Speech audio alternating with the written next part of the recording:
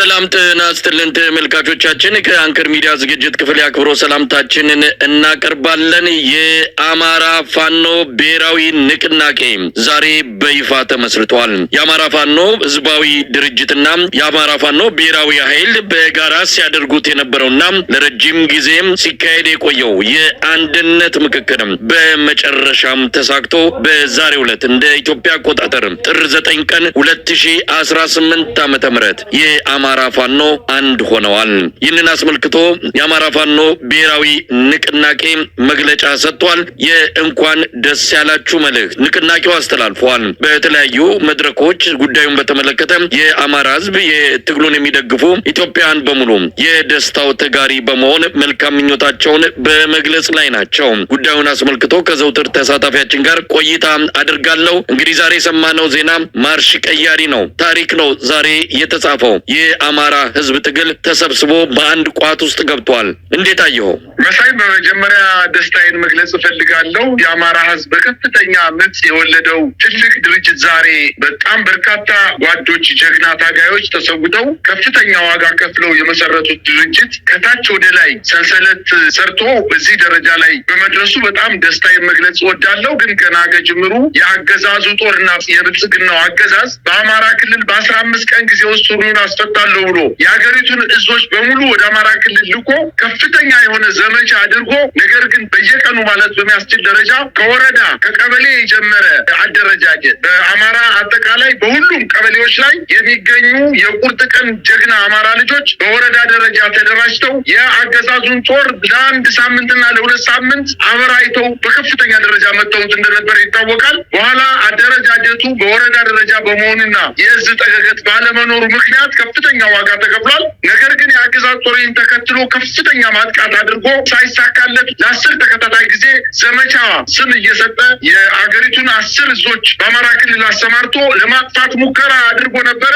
ነገር ግን እነሱ እየፋፉ የአገዛዝ ጦር እየደከመ ፋኖች እየደረጁ ልባቸው እየሰፋ የክልሉን አካባቢዎች እየተቆጣጠሩ ከመምጣታቸው በተጨማሪ ምናልባትም ከ100 እና ከ200 በላይ የሚሆኑ የፋኖ አደረጃጀቶች በአንድ ተሰባስበው እንግዲህ መጨረሻ ላይ ዛሬ ትልቅ የሆነ ድርጅት መስርተዋል። ሲጀመር የህዝብ ትግል ስለነበረ ከጅምሩ በወረዳ ደረጃ የተደራጀው በኋላ ወደ ብርጌድ አድጎ ቀጥሎ ወደ ክፍለ ጦር አድጎ ከዛም ወደ እዝና በኋላም ደግሞ የአማራ ፋኖ ብሔራዊ ኃይልና የአማራ ፋኖ ህዝባዊ ድርጅት ተብሎ በሁለት አደረጃጀቶች ከፍተኛ የሆነ ምከታ ድምሰሳ ሲፈጽሙ እንደነበረ ይታወቃል። ዛሬ ደግሞ የአማራ ፋኖ ብሔራዊ ንቅናቄ የሚል ድርጅት መስርተው ከፍተኛ ውይይት ዋጋ ተከፍሎበት ብዙዎች ተበትነዋል፣ ደክመዋል። ከጎናቸውም ታጋዮች ነን ሲሉ የነበሩ ሰዎች ከድተው መንግስትን ተቀላቅለው ከፍተኛ የሆነ መረጃ አለን በማለት ሰራዊቱን ፈርሷል፣ ከእንግዲህ በአማራ ክልል የሚተኮስ ጥይት የለም፣ የአማራ ክልል ህዝብ ከእንግዲህ ወደ ሞት በቃ እያሉ ቴሌቪዥኑና ሚዲያውን አጨናንቀው ባለበት ሰዓት የአማራ ፋኖ ግን ድምፁን አጥፍቶ ከፍተኛ የሆነ ውይይት አድርጎ በጣም በሚያስደንቅና በሚያስደምም አደረጃጀት አሁን አንዱ ነው መጥቷልኝ ማለት ይችላለሁ። እንግዲህ በጣም ደስታዬ ከመጠን ያለፈ ነው እና ለአማራ ህዝብ ብቻ ሳይሆን ለኢትዮጵያ ትልቅ ብስራት ነው። ምናልባትም ይሄ ስርዓት የኢትዮጵያን ህዝብ የማይመጥን ስርዓት በመሆኑ የኢትዮጵያን ህዝብ በከፍተኛ ደረጃ አዋርዶ የሚገኝ ስርዓት በመሆኑ የምስራቅ አፍሪካ አንከር ስቴት ወይንም ተጽዕኖ ፈጣሪ ሀገር የነበረች ሀገር አዋርዶ በመምጣቱ ምናልባትም የፋኖ አደረጃጀት ወደ አንድ መካተቱ ይህን ስርዓት ከመጣሉም በተጨማሪ በምስራቅ አፍሪካ ተጽዕኖ ፈጣሪ የሆነ ድርጅት ተመስርቷል ነው ማለት የሚችለው። መሳይ እንግዲህ በሂደቱ ላይ በቅርበትም ስለነበረን ውጣ ውረዱን በተለየ ሁኔታ አከታተለው ነበረ።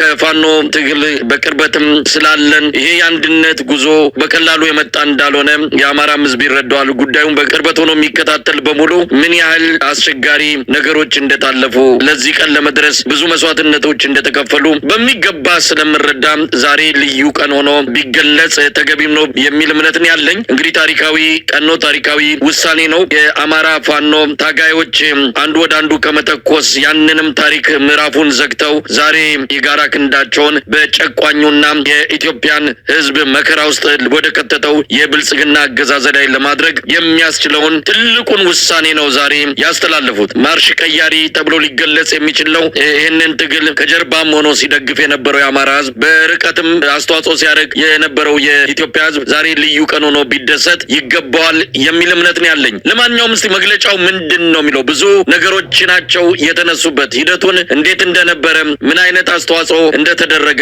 በተለይም ደግሞ ይሄ አንድነት ከብልጽግና ጋር ከሚደረገው ትግል አንጻር ምን ማለት እንደሆነ በሰፊው የተገለጸበት መግለጫ ነው። አንድነት የተበሰረበት ብቻ ሳይሆን መጪውም ተስፋ የታየበት መግለጫ ነው ማለት ይቻላል። እስቲ መግለጫውን ባጭሩ እንመልከተው። መሳይ እንደው ከመግለጫው በፊት የመንግስት አካል ይሄ ድርጅት እያደገ መጥቶ በኋላ ዱካ ለክቶ ይህን ስርዓት አንከባሎ እንደሚጥለው ስለተረዳ መጀመሪያ ውጊያ ሞከረ፣ አልቻለም። ከዛ በኋላ በፕሮፓጋንዳ ጠፍተዋል፣ ደክመዋል፣ ተበትነዋል፣ በየገዳማቱ ገብተዋል ብሎ ሲል እንደነበረ የምናስታውሰው ነው። አሁን ደግሞ ከድርጅቱ በድክመትም በገንዘብም በመታለልም በከፍተኛ ደረጃ ገንዘብ ተሰጧቸው ወጣው የመጡ ሰዎችን በሚዲያ አቅርቦ ፋኖ ከእንግዲህ በኋላ እንቅስቃሴው ደካማ ነው፣ የለም ተከታትለው ይመጣሉ ጠብቁ እየተባለ በሚዲያ ቅስቀሳ እያደረገ ባለበት ሰዓት አንዳንዶቹም ለሚዲያ ቀርበው ሚዲያ ላይ ገና ስርጭታቸው ወደ አየር ላይ ሳይውል የፋኖ ኃይሎች ተደራጅተው በሽታቸውን አስወግደው ከውስጥ ሲከፋፍላቸው የነበረውን ኃይል አስወግደው ወደ አንድነት መምጣታቸው ብቻ አይደለም። በጣም ነው የሚገርመው መሳይ። ከጅምሩ ገና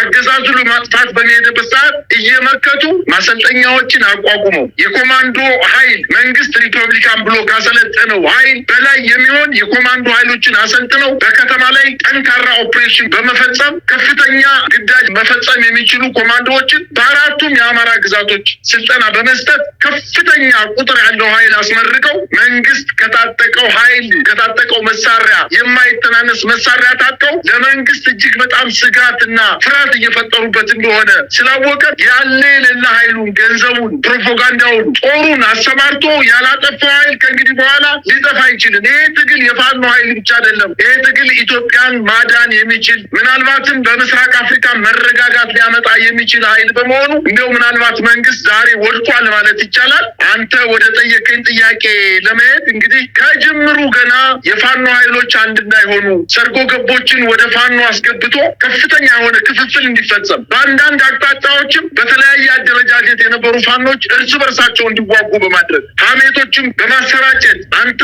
አንደኛው ሊመታ ስለሆነ ቀድመ በለው በማለት ከውስጥ የነበሩ ባንዳዎች ከፍተኛ የሆነ ቅስቀሳ በማድረግ ብዙ ልናጣቸው የማይገቡ ወታደራዊ አመራሮችን ጭምር ታጋዮችን ጭምር ከፍተኛ መስዋዕትነት ከፍለው ዛሬ ለዚህ በቅተዋል።